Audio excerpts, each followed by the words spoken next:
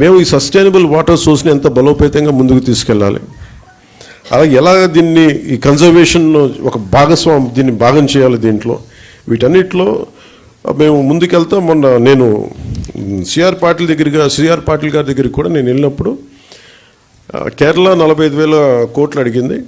మేము అడుగుతుంది కనీసం మాకున్న రాష్ట్రానికి మాకున్న పరిధి కనీసం ఒక 70,000 కోట్లు మాకు మంజూరు చేయమని నేను ప్రతిపాదించాం. రాష్ట్ర ప్రభుత్వం తరపు నుంచి ప్రతిపాదిస్తే వాళ్ళు అడిగింది ఏంటంటే, మీరు కంప్లీట్ డీటెయిల్డ్ ప్రాజెక్ట్ రిపోర్ట్ తీసుకొని ఎందుకు మీకు 70,000 కోట్లు ఖర్చు అవుతుంది అది మొత్తం వివరాలు ఇవ్వమంటే మేము దాన్ని ఆ పనిలో ఆ క్రమంలో ఉన్నాం. ఐ థింక్ అది శశిభూషణ్ గారు చెప్పాలి, అది ఆల్మోస్ట్ ఇప్పుడు మనం వచ్చి జనవరి నెలాఖరికి కంప్లీట్ డిపిఆర్ తీసుకొని జలశక్తి మినిస్టర్ గారికి దీన్ని ప్రతిపాదన పంపిస్తాం. కానీ మేము ఏమనుకున్నామంటే, ఇక్కడున్న టీం కూడా చాలా ఎఫెక్టివ్ టీం, అందరూ తప్పనప్పటి ఏదో చేద్దాం అనుకున్నది. దాంట్లో భాగంగానే ముందు మేము ఏం చేసామంటే, నేను అడిగింది ఏంటంటే, అసలు మనకి ఎంత గత 4,000 కోట్లు ఖర్చు పెట్టామని చెప్తున్నారు, అసలు దీని మీద మీరు ఎంత, నేను ఏ ఊరికి వెళ్ళినా ఎక్కడికి వెళ్ళినా మాకు నీళ్లు రావట్లేదు, పైపులు వేసారుగా నీళ్ళు రావట్లేదు అనేది ఏ జిల్లాకి వెళ్ళినా నాకు వచ్చే ఒక కామన్ కంప్లైంట్.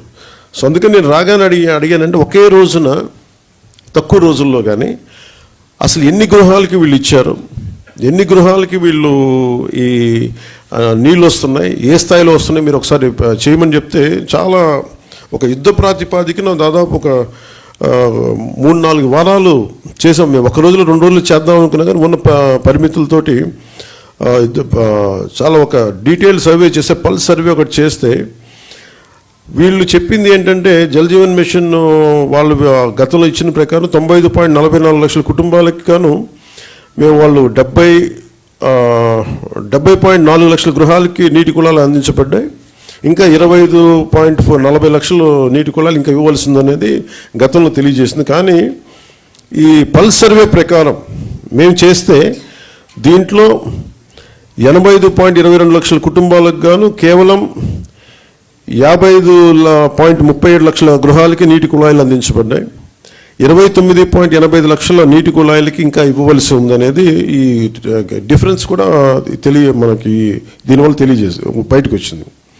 సో దీంట్లో ఎక్కువ జల్ జీవన్ మిషన్ గతంలో తాగునీటి వనరులు ఎక్కువ శ్రేణుల్లో బోర్వెల్స్నే ఉపయోగించడం జరిగింది. కానీ ఇది భవిష్యత్తుకి సుస్థిరమైనవి కావు. ఇది అసలు జల్ జీవన్ మిషన్ యొక్క ముఖ్య ఉద్దేశానికే అసలు సంబంధం లేనిది అది. అందుకని మేము సస్టైనబుల్ వాటర్ రిసోర్సెస్ తోటి దాదాపు మనకున్న ఈ 20 పైగా ఉన్న ఈ సస్టైనబుల్ వాటర్ రిసోర్సెస్ నుంచి తీసుకునే బాధ్యతలో ఈ వర్క్షాప్ ఎందుకు పెట్టామంటే, ప్రతి 26 జిల్లాల నుంచి వచ్చిన అధికారులందరికీ కూడా మీ జిల్లాలో ఎలాంటి సమస్యలు ఉన్నాయి, దాన్ని దీన్ని అంటే మీ ఇన్పుట్స్ కావాలి. ఎందుకంటే ఒకసారి కేవలం ఒక సెంట్రల్ కమాండ్ నుంచి కానీ ఒక సెంట్రలైజ్డ్ అడ్మినిస్ట్రేషన్ కాకుండా ప్రతి జిల్లాకి వెళ్ళి కనుక్కోవాలని చాలా రివ్యూ మీటింగ్స్లో ఉంటే దాని నుంచి ఉత్పన్నమైంది ఈ వర్క్షాప్. సో నాకు మీరు మనస్ఫూర్తిగా మన ఆబ్జెక్టివ్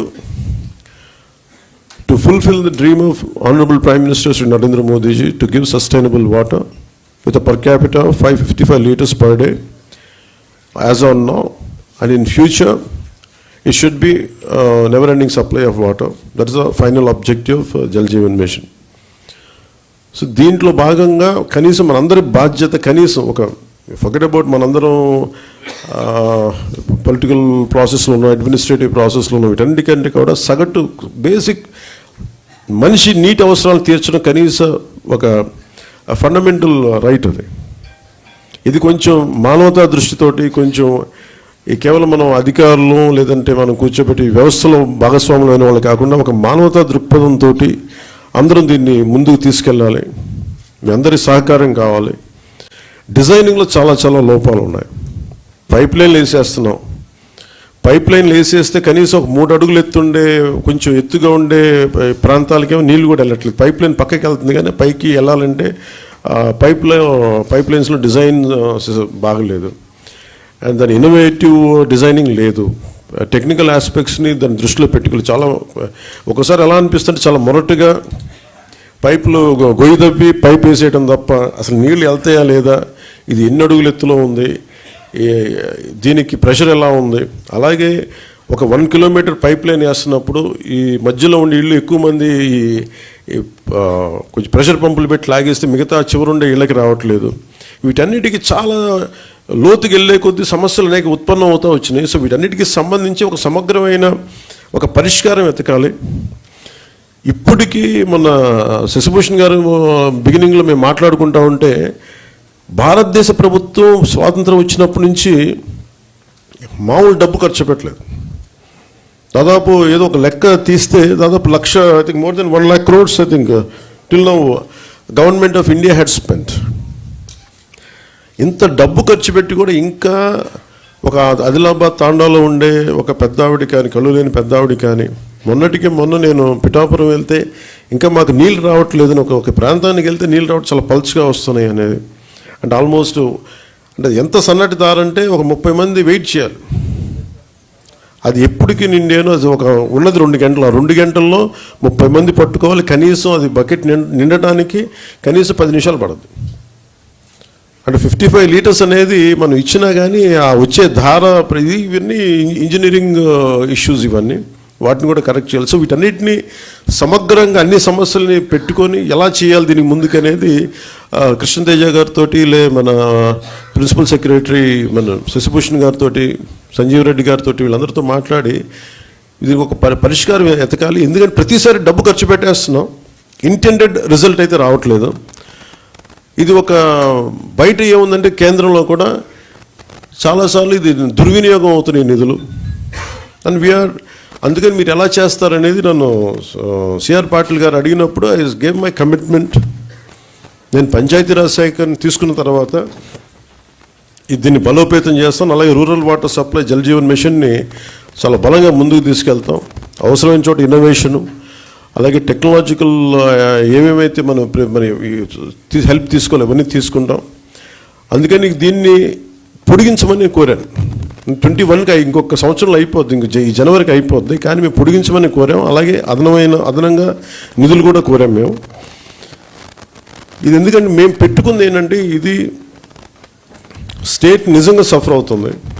నేను ప్రత్యక్షంగా ఎన్ని చోట్ల తిరిగాను.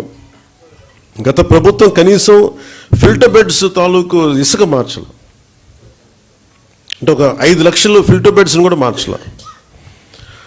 అలాగే మనకి ఇప్పుడు ఈ సస్టైనబుల్, అలాగే మనం వాటర్ షెడ్ మేనేజ్మెంట్ కానీ, అలాగే మనం నీటి వనరులను సంరక్షించుకోవడం కానీ, పెద్ద ఎత్తులో ప్రజలను కూడా దీన్ని భాగస్వామ్యం చేయాలి. వీటన్నిటిని అన్నిటినీ సమగ్రంగా తీసుకుని ఒక హోలిస్టిక్ ప్లానింగ్ తోటి ఈ జేజేఎంని మనం ఆంధ్రప్రదేశ్కి దీన్ని అమృతధారగా దీన్ని నామకరణం చేసి దీన్ని ముందుకు తీసుకెళ్తున్నాం.